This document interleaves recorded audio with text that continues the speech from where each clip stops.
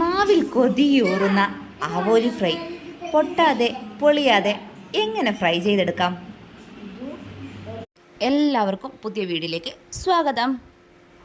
മീൻ മുറിക്കുമ്പോൾ തന്നെ ശ്രദ്ധിക്കണം കേട്ടോ, ഇല്ലെങ്കിൽ പെട്ടുപോകും. നല്ല മൂർച്ചയുള്ള കത്തി കൊണ്ട് മീൻ മുറിച്ച് ഫ്രഷായി വെക്കുക. കുളിച്ച് സുന്ദരനായി വന്ന ആവോലിയെ ഒന്ന് മേക്കപ്പ് ചെയ്യാം.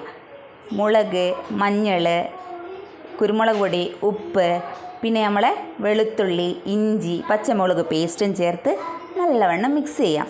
മിക്സ് ചെയ്യുന്നതിൻ്റെ മുമ്പേ നമ്മൾ ഇലകളും ചേർക്കാം. കറിവേപ്പില, മല്ലി, പുതിന ഒക്കെ ചേർത്ത് മിക്സ് ചെയ്യണം. ഇതിൻ്റെ ചെടി കുറച്ചും കൂടി ഉടഞ്ഞു പോകാണ്ടിരിക്കാൻ ഞാൻ നാരങ്ങ നീരും ചേർത്തിട്ടുണ്ട്. അത് ഇതിൽ കാണിക്കാൻ മറന്നു, നിങ്ങളത് ശ്രദ്ധിക്കും.